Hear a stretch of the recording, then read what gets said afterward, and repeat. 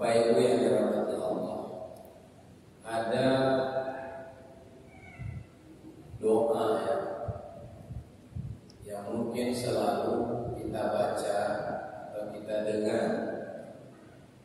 Di antaranya dalam bulan Ramadan itu kayak kita baca, Allahumma ja'alna bil imani kamilin. Ya Allah, berikan kepadaku atau jadikan imanku iman yang kamil, iman yang sempurna. Ada juga doa diajari oleh Nabi, as'aluka imanan, aku minta kepada Allah iman yang menggembirakan hatiku, iman kamil. Iman kamil inilah Bapak-bapak yang dimaksud oleh ayat-ayat Al-Quran. Umpamanya disebut wal asri, demi masa, wal asri innal insana lafi khusr illa alladziina aamanu. Semua rugi kecuali orang-orang yang beriman. Nah, iman yang dimaksud dalam ayat-ayat adalah iman kamil. Nah, iman apa? Iman yang sempurna. Bagaimana iman yang sempurna? Itu tergambar juga dalam sebuah doa yang ditulis oleh seorang sufi besar yang bernama Syekh Abu Hasan Asyazili. Laginya untuk doanya, Allahumma habli haqiqatal iman hatta la nakhafu ghairaka wa la narju ghairaka wa la nuhibbu ghairaka wa la na'budu syai'an siwaka. Itu doa yang diamal oleh Syekh Abu Hasan Asyazili, yang terjemahannya, ya Allah, berikan kepadaku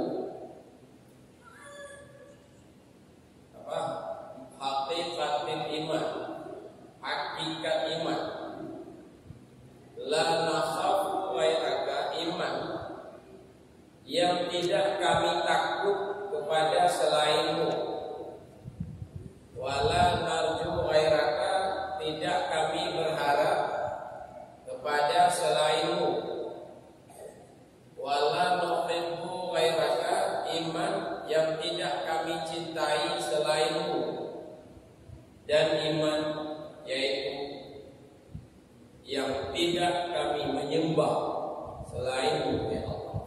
Nah, itu tergambar iman. Maksudnya dari doa itu, itulah gambaran iman kami. Iman, dengan iman itu kita tidak takut kepada selain Allah. Iman itu kita tidak berharap kepada selain Allah. Iman yang tidak kita cintai selain Allah. Iman yang tidak kita sembah selain Allah. Nah, itu gambaran daripada iman kami. Lawan iman kami, iman naqis tadi. Iman itu tadi iman cacat. Iman cacat, kita tidak takut kepada Allah, tapi kita takut kepada makhluk.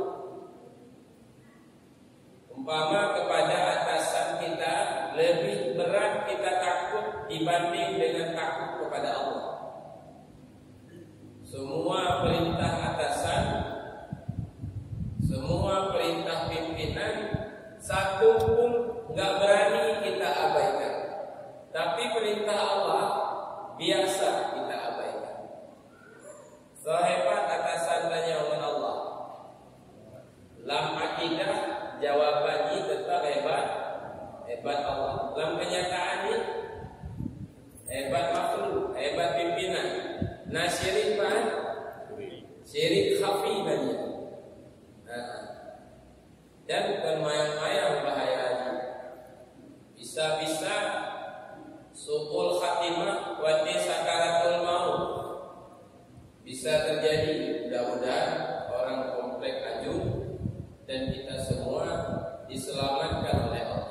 Amin. Nyawa bahaya lagi. Nyawa iman cacat. Kita mencintai selain Allah melebihi daripada kita mencintai Allah. Nah cacat iman. Majelis zikir perintah Allah, kita nggak datang. Majelis sia-sia, majelis sekolah, majelis cek langit, yang hadir yang sabi. Yang katanya bagus yang mana Pak? Majelis zikir dengan majelis sekolah. Tahu jawabannya? Majelis zikir. Tahu yang diikuti? Nah cacat iman? Cacat. Yang iman nafis tadi. Male kon Allah, hana mangat pikon Allah, tak cintai pikon Allah, tak takut pikon Allah. Yang iman nafis tadi. Iman yang cacat. Tapi nasi kelebihan, kita ini sudah mukmin untuk kelebihannya. Apa kelebihannya? Tanya kan dikira orang beriman, tapi cacat. Itu beriman. Untuk sembahyang kasar, andai meninggal dunia, kahak mayatnya dimandikan, mayatnya dikafani, dikebumikan di kuburan orang Islam. Yang karena makanya, yang kelebihan di kon kafir itu Pak. Cuma iman cacat. Jadi makanya Pak, ini saya bukan mengajar, seperti saya sebut tadi pada awal. Ini watawasau bil haq, watawasau bis shaq. Saling berbagi, saling berbagi itu. Allah pada kubur itu dulunya dikahe lambu kadang-kadang. Anakku, tapi saling berbagi. Baik, alhamdulillah. Di paling tidak kedatangan kami ke sini dan ke tempat lain bertambah teman-teman baru. Bukan kalau yang mengajar, malai yang pegang pengotu, juga dakwah malai. Karena orang yang didakwahi lebih kamu ibadah, lebih kamu ilmu, lebih kamu. Tapi saling berbagi. Baik, alhamdulillah. Nah, makanya bapak-bapak ibu-ibu, wajar tanya lebih lalai menjaga Quran leplo juz anak tamat-tamat kadang-kadang. Tapi cek lagi kalau leplo juz Pak. Leplo pun aku bah politik, bah partai, bah pangkat, bah peng, bah dunia.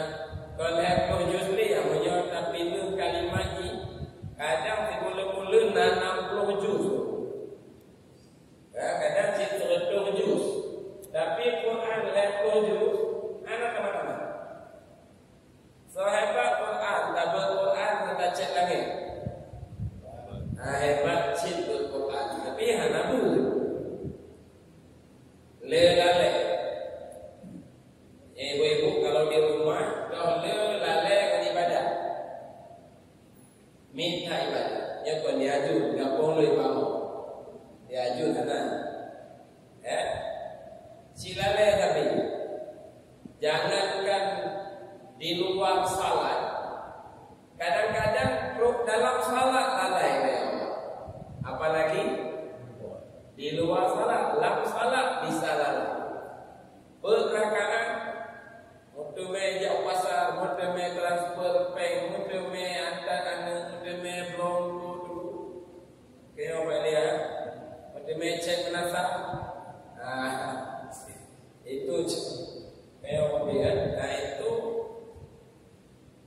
bersebab pertanyaan. Tanya yakin Allah Maha Agung, tanya yakin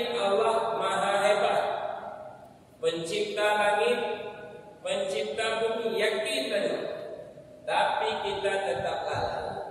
Kita tetap lalai. Penyebabnya apa? Adalah tadi jawabannya, iman kita iman yang cacat, bukan iman kamil. Kalau iman kamil seperti dalam gambaran doa tadi, tidak ada yang kita cintai selain Allah, tidak ada yang kita takuti selain Allah. Nah, itu penyebab, ya. Jadi khawatir tanya orang, kelalaiannya kemungkinan besar itu terjadi pada saat datangnya sakaratul maut. Mudah-mudahan kita selamat. Nah, iman kamil itu dia baru bisa diperoleh dengan kita bisa merasakan keberadaan Allah. Dengan apa kita dapat memperoleh iman kamil? Dengan dapat merasakan keberadaan Allah. Karena beda iman. Tauhid itu dia ada 3 tingkatan. Pertama, mempercayai Allah. Nah, itu namanya akidah. Apa namanya? Akidah. Percaya, yakin, tidak ragu Tuhan kita adalah Allah dengan sifat-sifatnya, baik dia qadim, baik baqa dan sebagainya yang ditulis oleh para ulama dalam kitab-kitab ilmu tauhid. Yakin kita, percaya kita, percaya kepada adanya Allah, itu tauhid tingkat pertama, disebut dengan akidah. Apa disebut? Akidah. Kalau disebut akidah itu sudah banyak. Ada akidah Jabariyah, ada akidah Mu'tazilah, ada akidah Syiah, ada akidah kaum Khawarij. Kalau disebut akidah, tapi mayoritas umat Islam memilih akidah Ahlus Sunnah wal Jamaah. Itu mayoritas, hampir semua umat Islam memilih akidah Ahlus Sunnah wal Jamaah. Saya tidak berbicara soal perbedaan mazhab, tapi yang disebut percaya adanya Allah, yakin adanya Allah, itu disebut akidah. Itu tauhid dasar. Tauhid apa namanya? Tauhid dasar. Atau juga disebut tauhid awal, atau juga disebut tauhid zahir. Tauhid zahir. Banyak istilah. Itu dipahami baik-baik bahwa akidah termasuk Ahlus Sunnah apapun yang namanya akidah itu disebut tauhid awal. Kelebihannya apa? Kita sudah beriman, sudah dikira orang mukmin. Itu kelebihannya kamu mukmin, menyemati karena hak, disalati, dikebumikan dan sebagainya. Kelemahannya, kelemahan akidah, kita belum dapat merasakan keberadaan Allah karena Allah masih terhijab dengan alam semesta. Terhijab tertutup perbuatan Allah dengan perbuatan kita. Tertutup perbuatan Allah dengan perbuatan siapa? Dengan perbuatan kita. Tutup, tertutup, terhijab. Contoh gini, kita yakin rezeki itu datang dari Allah. Nah, yakin. Tapi dirasakan dari usaha kita. Lain diyakini, lain dirasa, lain dirasa.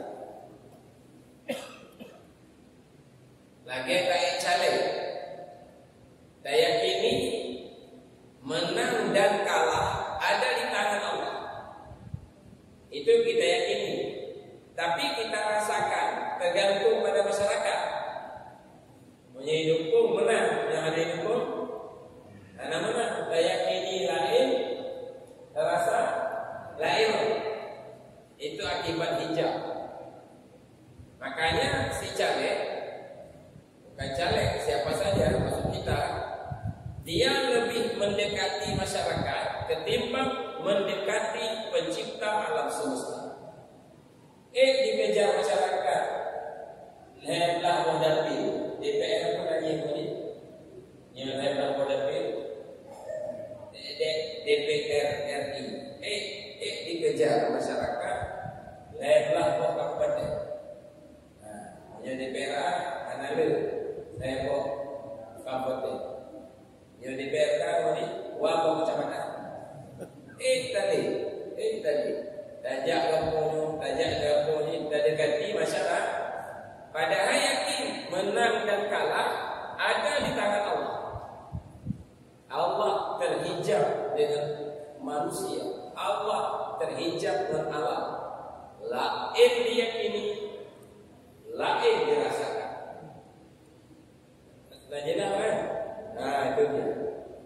Yang tauhid akidah lagi yang kelemahan. Baru gaduh hijabnya, kita dapat merasakan keberadaan Allah, perbuatannya, sifatnya, dan wujudnya. Apa? Hilang perbuatan kita di dalam perbuatan Allah. Kita tidak terlibat dalam menentukan kehidupan ini, bukan perbuatan kita. Kita hanya ciptaan Tuhan. Kemudah rezeki, dupi sehat, panjang umur. Naruh tanya apa? Tanya sehat badan. Naruh tanya. Tanya mantau dek malamnya walau mati. Naruh tanya apa? Nah terlibat tanya panjang umur. Mana? Tanya modal rezeki. Nah terlibat tanya.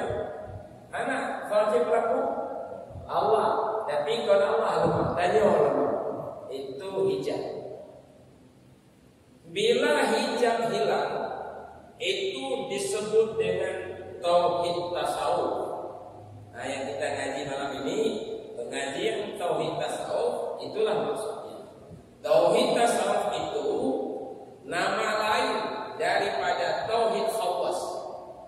Kalau kita baca kitab Yahya, kitab Syairus Salikin, itu disebut dengan tauhid khawas atau tauhid muqarrabin.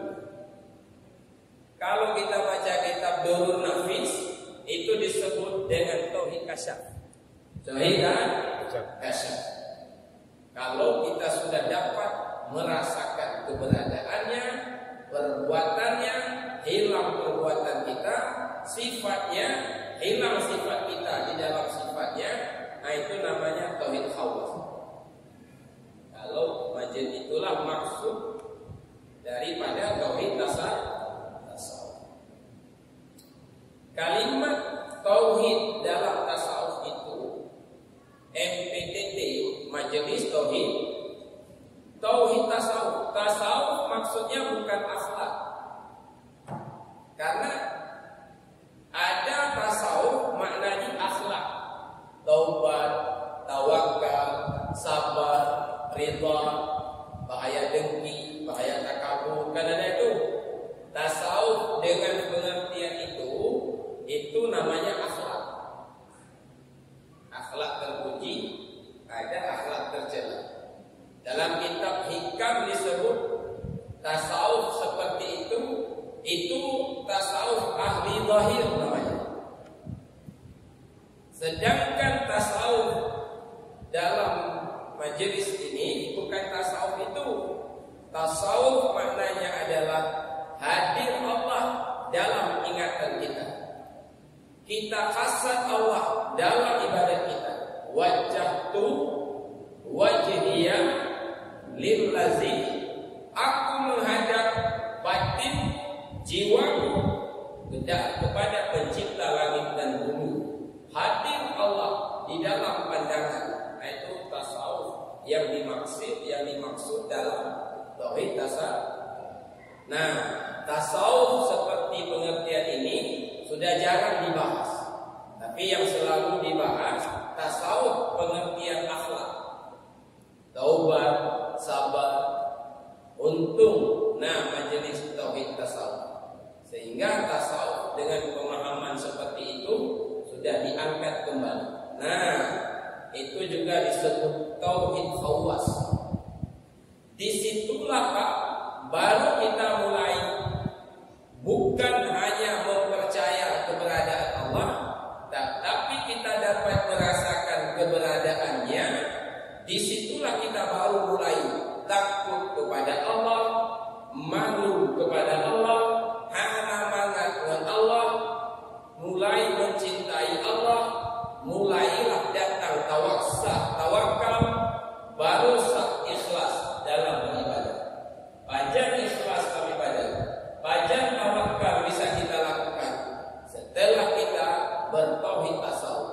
Tawakal tidak bisa dilakukan dengan akidah Ahlus Sunnah, baru bisa dilakukan dengan tauhid khawas atau dengan tauhid kasyaf.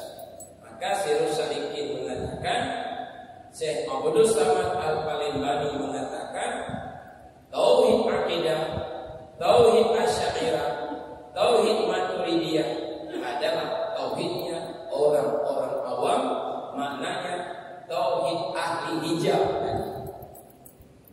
Karena salah tapi rendah.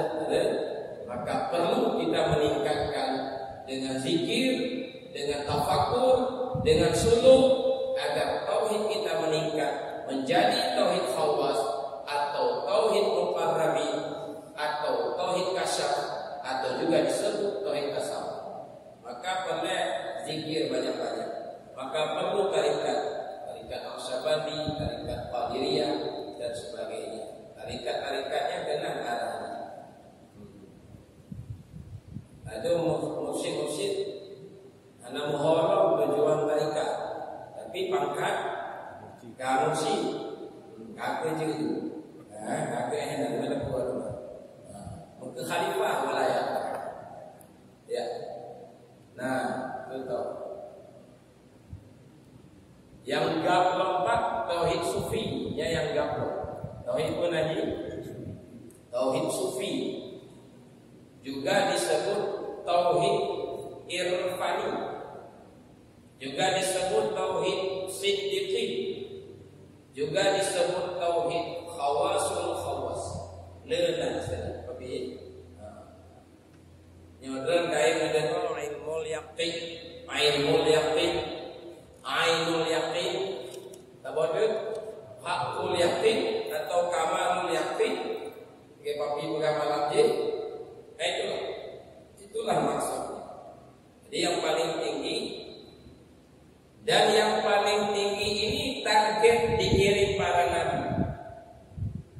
Para nabi, kata Imam Ghazali dalam Ihya, dikirim oleh Allah untuk mengembangkan tauhid sufi.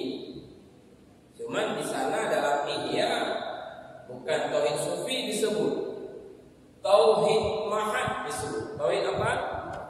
Tauhid semata-mata. Dalam halaman yang lain Imam Ghazali menyebut kamalut tauhid, kamalut sempurna tauhid. Ulama itulah yang dimaksud dengan wahdatul wujud. Wahdatul wujud. Makanya kitab Syairus Salikin, kitab syarah terjemahan dari Ihya ke dalam bahasa Melayu, dan juga kitab Ittikhaf fi Sadatil Muttaqin, syarah daripada Ihya, tauhid tingkat tinggi itu mereka sebut dengan tauhid wahdatul wujud. Bagaimana pengertiannya? Ini perlu dicatat. Para nabi, target dikirim para nabi supaya kita bertauhid wahdatul wujud, bertauhid kamalut tauhid, sempurna tauhid. Apa itu? Tidak ada wujud selain Allah. Tidak ada wujud selain Allah. Ini Pak, alam semesta ini, kita ini bukan wujud sendiri kita. Wujud kita karena ada wujud Allah. Yang Allah, nah alamnya Pak. Karena alam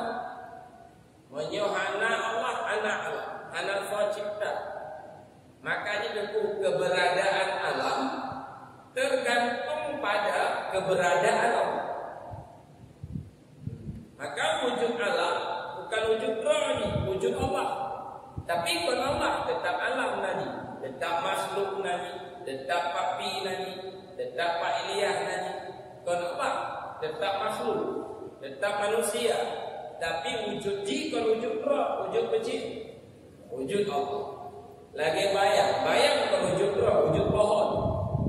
Benar, pohon kan ada bayang Pak. Itu bayang pohon itu bukan wujud sendiri dia. Wujudnya karena wujud pohon. Wujudnya adalah wujud pohon, bukan wujud sendiri. Andai tidak ada pohon, enggak ada bayang. Andai enggak ada Allah, tidak ada alam semesta. Tauhidnya itu yang ditulah oleh ulama-ulama Aceh yang tidak bisa mereka terima. Barangkali mereka memahami wahdatul wujud, Allah dan alam itu menjadi satu. Yang konsisten ini kafe hukum.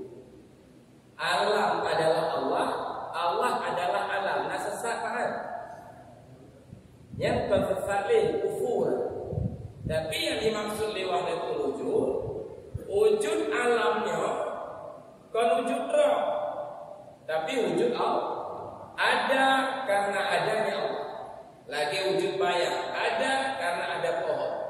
Maka wujud bayang bukan wujud sendiri dia, tapi wujud pohon. Tapi bayang bukan pohon, alam tetap bukan Allah, alam tetap makhluk nanti bersifat baharu. Pengertian yang benar dari wahdatul wujud. Jadi target dikirim para nabi supaya tauhid kita seperti itu. Maka dikatakan oleh Abu Yamudawali, wujud diri kota syaitan, penghancurnya hidayah Rabbi. Wujud diri, merasa ada wujud selain Allah, itu adalah benteng syaitan, dikuasai oleh syaitan. Kan? Wujud diri kota syaitan, penghancurnya hidayah Rabbi. Apa itu hidayah Rabbi? Iman kami. Iman kami baru diperoleh dengan tauhid tasawuf atau tauhid sufi. Wujud diri kota syaitan, kuta baca kota. Wujud diri kota syaitan, penghancurnya hidayah Rabbi. Jalan temeng hidayahnya, suluk rakan tarikat sufi. Jalan temengnya suluk. Makna suluk tamam tarikat, bela sikit. Untuk itulah dibentuk tarikat Qadiriyah, tarikat Naqsyabandi. Maka orang tarikat Naqsyabandi kalau kayak doa, guna hakikat yang menyangkat nubuat kamu, bagaikan di hidayah kamu tarifatnya. Guna hakikat nubuat kamu, ma'rifat, maknanya hilang wujud selain Allah. Jadi Pak tanya macam alamnya yang dibanding dengan Allah persis dibanding bayang dengan pohon. Anagro. Begitu lebih kurang pengertian. Nyandanya. Nah, pengajaran kita insan kami utama lagi hiana. Lam sayrus salikin. Maka lam ihya Imam Al-Ghazali menulis, beliau menulis pada bab syukur, bab hakikat syakir dan masykur adalah bab hakikat syakir adalah masykur. Bab hakikat sama dengan arti yang menyembah adalah yang disembah. Wujudnya satu. Wujud ya. Tapi kita bukan Allah. Kita tetap bukan Allah. Kita alam itu perlu dicamkan, maka perlu diulang-ulang. Sampai terjadi pemahaman wahdatul wujud yang sesat. Mereka menganggap alam dan Allah menyatu. Sehingga Allah adalah alam, alam adalah Allah. Itu kesesatan yang amat nyata. Maka segala tamunya tanya wajib kita belajar akidah.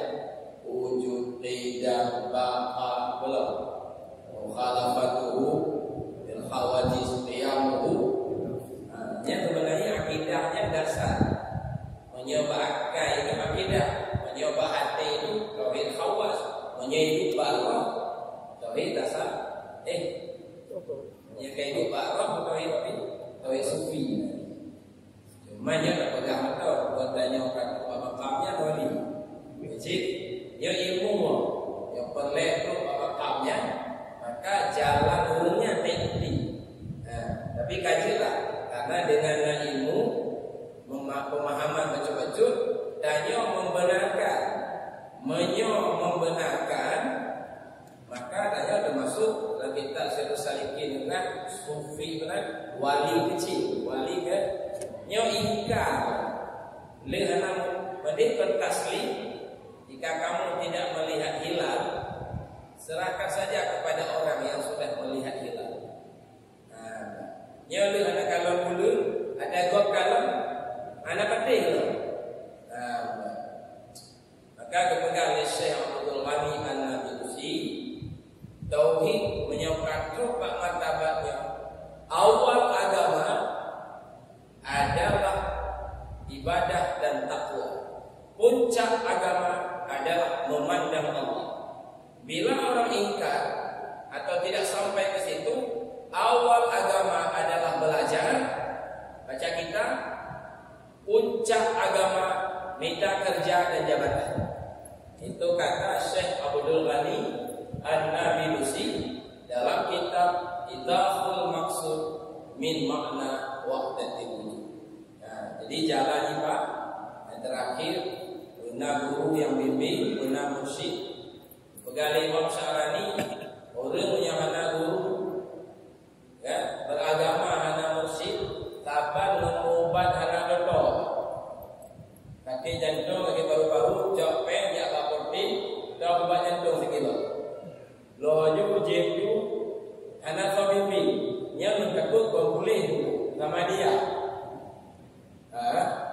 Jika nak obat yang anjir nego, yang kelas kedua obat, nah makanan yang anjir pajuk, nah yang makanan anjir pajuk, anak hukum tanya-tanya, anak tanya pada doktor. Dia tanya anak mursyid, saban ada pasang listrik, modalnya obeng tang dan anak pembimbing, kabel hitam odaba, kabel merah odaba, hanya anak sempurna ya, pasang-pasang dulu. Yang kesehatan dan listrik, apalagi agama. Maka sepakat seluruh ulama berpegangan kitab Tanwirul Qulub, wajib na mursyid, wajib na ulung yang tayo hormati, tempat tayo tunduk. Ihdinas siratal mustaqim, tunjuki Allah kami jalan lurus, yaitu siratal ladzina an'amta alaihim, yaitu jalan orang yang telah engkau beri nikmat. Maka perlu yang dibimbing oleh an'amta alaihi. Menyohana mursyid, maka tanya dipimpin oleh syaitan, dipimpin oleh syaitan. Walau malih, apalagi anak malih. Ya, apalagi anak malih dipimpin oleh syaitan. Maka dalam Tanwirul Qulub sepakat yang sepakat para ulama, wajib na sopir, wajib na mursyid, wajib na pembimbing rohani, lahir dan batin tadi. Dan syarat jadi mursyid, ahli syariat sekaligus ahli hakikat. Nyana ana layak jadi mursyid. Makna al ulama warasatul anbiya dalam kitab Sirrus Salikin, ulama adalah pewaris para nabi. Ulama yang dimaksud ulama ahli syariat dan ulama ahli hakikat. Alhamdulillah danyo hingga malamnya Mantong berada dalam bimbingan guru danyo Abuya Syekh Haji Amran Wali Al-Khalid. Berkat bimbingan beliau di malam berarti la ilaha illallah, la ilaha illallah. Orang datang meratib di malam. Anaknya di malam. Lah meratib malam singo, meratib malam singo dan meratib. Insyaallah awak Masjid Ajun Sabtu depan bergabung cita ajak di Belang Bintang. Desa pun Haji Maria Sepul. Malam Sabtu pokoknya sepul. Malam Sabtu liburan insyaallah. Benar kaji ni? Daya tengok. Kaji. Insyaallah. Dan lalu daya tengok. Nanti naro, tangan